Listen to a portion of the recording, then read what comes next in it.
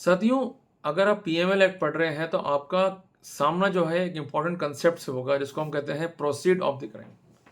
Clear है? अब proceed of the crime क्या है, जिसको डिफाइन किया गया है section 2 sub clause you prevention of money laundering act में।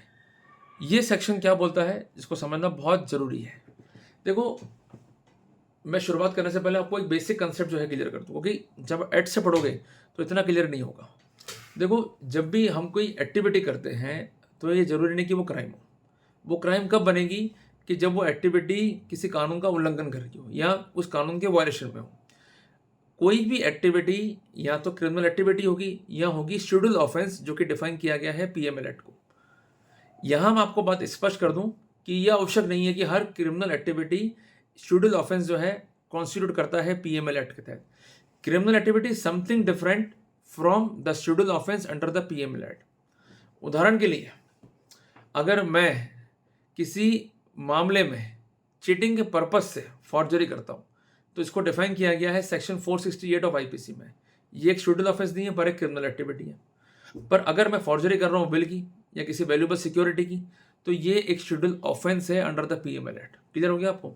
तो जब भी कोई क्रिमिनल एक्टिविटी होगी या शेड्यूल ऑफेंस होगा तो उससे बनेगा क्राइम का प्रोसीड, और उस क्राइम के प्रोसीड से मनी लॉन्ड्रिंग करते हुए प्रॉपर्टी को जो है वो खरीदा जाएगा। It may be a movable property और इमूवेबल प्रॉपर्टी और इंटेलेक्चुअल प्रॉपर्टी।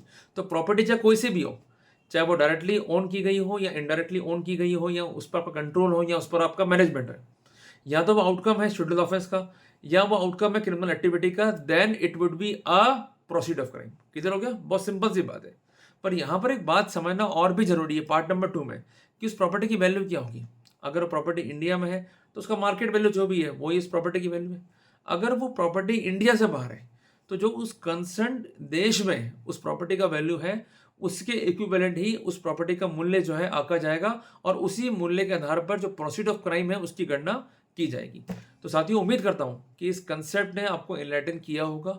इस कंसेप्ट के जरिए आप जाने होंगे कि प्रोसीड ऑफ क्राइम क्या है। पर एक बात यहां पर मैं आपको स्पष्ट कर दूं कि जब भी हम प्रोसीड ऑफ क्राइम को डिफाइन करते हैं या पढ़ते हैं, तो ऐसा प्रॉपर्टी जो कि ड्राइव की गई है या ऑप्टेन की गई है उन एक्टिविटी के कॉन्सिक्वेंसेस में जो क्रिमिनल है या शेड्यूल ऑफेंस का आउटकम है बाय अ पर्सन, तो उस सिनेरियो में प्रोसीड ऑफ क्राइम जो है वो पिक्चर में आता है। और पर्सन शब्द को जो है मैंने डिफाइन करने के लिए या समझाने के लिए अलग से वीडियो बनाया है, आप जाके देख सकते हैं। क्या लिखना है जी आपको?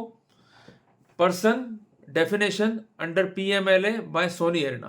तो वहां पर आपको जो है वीडियो मिल जाएगा, जहां पर जाकर इस कंसेप्ट को आप समझ सकते हैं। बट आपकी सुविधा के लिए मैं एक चीज रिपीट कर दूं कि पर्सन में क्या क्या चीज इंक्लूड है। इंडिविजुअल भी है, एचयूएफ भी है, कंपनी भी है, फर्म भी है, या किन्हीं पर्सन का एसोसिएशन है, या वो आर्टिफिशियल पर्सन है, भले ही वो इनकॉर्पोरेट नहीं है, भले वो रजिस्टर्ड नहीं है, या ऐसे समझ ज्यूरिस्टिक पर्सन जो इनकॉर्पोरेट नहीं है, रजिस्टर्ड नहीं है, उनको भी इंक्लूड किया गया है। इसके अलावा जो ज्यूरिस्टिक पर्सन है जो कि रजिस्टर्ड है, उनकी ब्रांचेस को भी इंक्लूड किया गया है, जो उन ज्यूरिस्टिक पर्सन के द्वारा ओन की जाती है या कंट्रोल की जाती है या मैनेज की जाती है। तो उम्मीद करता हूं कि आज की वीडियो के मार्फत से आपको कंसेप्चुअली क्लियर हुआ कि प्रोसीड ऑफ क्राइम क्या है। साथियों, मैंने पीएमएलए पर पूरी सीरीज बनाई है डिफरेंट चैप्टर्स की, इसको देखिए, जिसमें मैंने डेफिनेशन को, सेक्शन 1 को, डिफरेंट कॉन्सेप्ट्स को जो है डिफाइन किया गया है खुल के।